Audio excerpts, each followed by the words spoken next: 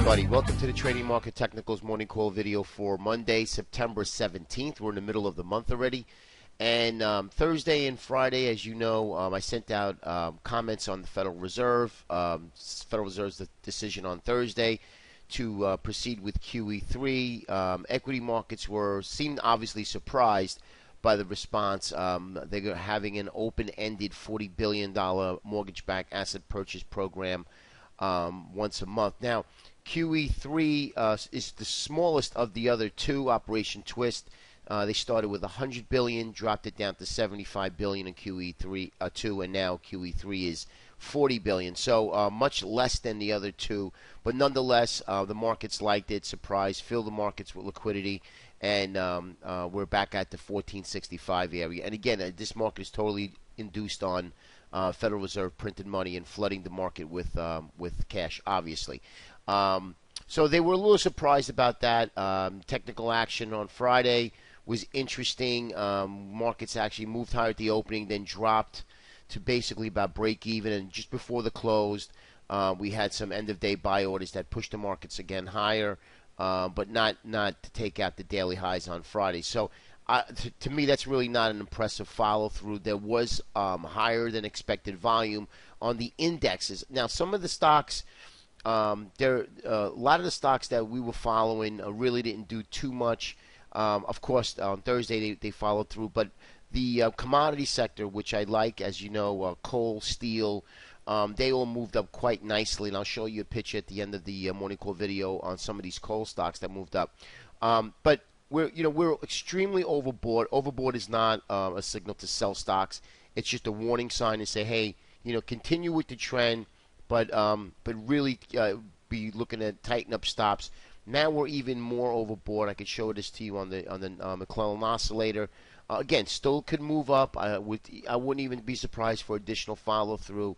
But I would like to see this some sort of a correction, a low volume pullback to a decent support area, which I'll show you on the chart, which we're looking at, and then we could buy stocks basically with two hands going into the end of the year. Now, Bernanke was obviously going to do something. He wants to keep his job because we all know that Mitt Romney said that he would not hire him, and he's looking for Obama to be reelected so he can stay at his post instead of going back to Princeton. So I had a funny feeling something like that was going to happen, but the way the markets took it at the $40 billion mortgage-backed asset purchase program really was kind of shocking to me that they loved it so much that they bought the market up. Now, volume was a little bit better, but to me, I think we're coming into September. Now, September and October generally are weak months, but it doesn't have to be. So,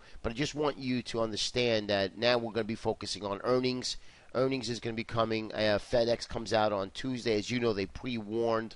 So it'll be interesting to see what FedEx does. And then, of course, the other big one will be KBH for the housing. And we do have some housing numbers coming out this week as well. So we're going to it'll be definitely an interesting week. There's a lot of cash on the sidelines. We all know that. There's some funds that are underperforming. So to me, any dips probably will be shallow in anticipation of pullbacks.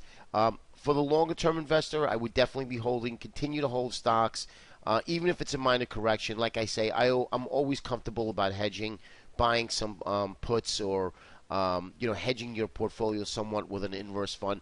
It's cheap right now, and it's worth the insurance money because, again, guys, anything could really happen here. Again, this is all basically a fake move into this market right now with the Fed buying the MBAs and really flooding cash with the market here. So as of right now, the next 5 weeks, as you know, 5-6 weeks going into September, October, I think the risk is more to the downside.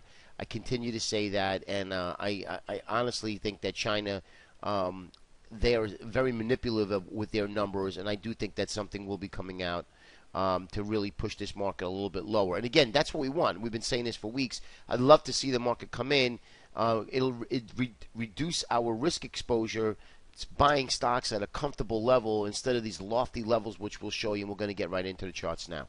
Okay, so anyway, let's take a look at the McClellan oscillator. This is one of the bigger as you can see now, we have entered into overbought territory. Not as far as the 80% or the almost 100 percentile, but we are in overbought territory. Still a little bit more room to run. Wouldn't be surprised if we got a little more follow through today. But I'm starting to look for some short entries in the market because it's a great area here to look for some shorts. Not to get short, to look for shorts, and then as the market triggers, we would follow through. Now, as you can see here, S&P above the 50-day moving average. Again, 86%, way, way high. Overbought, looking for that turnaround and possibly look for the markets to kind of sell off. Now, the VIX, that bullish falling wedge, bounce back up. We usually get that pullback. We get a back test, but we tested this long-term trend line here back from March. And if you remember a couple weeks, I said we have a black candle out of this Bollinger Band. That would signal some sort of a pullback. And sure enough, we got the pullback and we got the rally in the equity market. So now we're back into support area again. And we'll like to see this VIX going to have to probably do a little carving out here and then really get going to really get started here. But again, VIX is oversold while the markets are overbought. And here's the S&P on the daily chart. You can see what I mean. Complacency, extreme complacency. Low, 869%. We're still in this bullish falling wedge. Broke back out of it, and look at this oversold condition here. So a turn up in the put call I'm going to want to look to see and see what happens with the equity markets. But you could see this area here. You can see how we have extreme complacency. I mean, extreme. Like nobody wants to sell stock. And again, that's how we follow the trend. Just continue to follow what the trend is doing. Copper, beautiful, explosive breakout. Real nice. If you're a bull, like to see copper move. Don't have to lead, but we definitely don't want it lagging. So real nice move up in here. You're going to see $3.95, $4 here is going to be a real tough one to get through, especially after a gigantic move like this. We've been up for about 6-7 days, and again, now I think it's due for a pullback. And you'll see some of these areas where the markets have been really overstretched, and it is due now. The market doesn't have to sell off at all. I mean, I'd like to see a 2-4% correction. We could just go sideways, maybe down 1%, 1.5%, and then rally again. That's totally quite possible. So that's what we want to see. And we want to stick to looking for good setups. Don't have to overtrade right now because the market's right at a conflection point where we can really either go higher again and or go low. But look at what I'm saying here with the RSI. Really, really overbought here. I mean, this is screaming sell me. So really use caution here, guys. Shanghai, again, really not doing too much. We did break lower of this trend line here, and we haven't even gotten back up to the 2200. We're just sitting around here. And last night, Shanghai really sold off pretty hard. Dollar. Now, let's talk about the dollar for a little bit. The dollar, in my opinion, here we had this bullish falling wedge, long-term trend line, 200-day moving average, broke down again because of QE3. And now we have this falling wedge again. Now, the dollar here, you're going to have some really good support here. So I think that the dollar is going to look to pause for another little rally. Now, doesn't have to get back up to the 83, but a nice big bounce in the dollar will have a nice big sell-off in the equity markets. Okay, so really, and copper as well, commodities. And look at how oversold we are. Deeply oversold here. Once the Fed the QE3 is digested here, then I think you're going to see another big rally here in the dollar. Now, just a quick look at where we've been.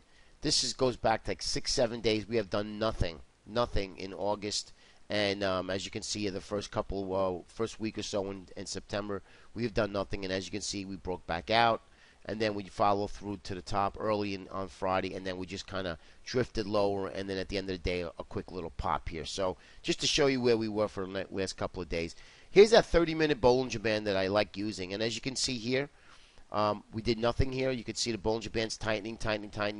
There's the QE, 9.6. We had the big bounce back up.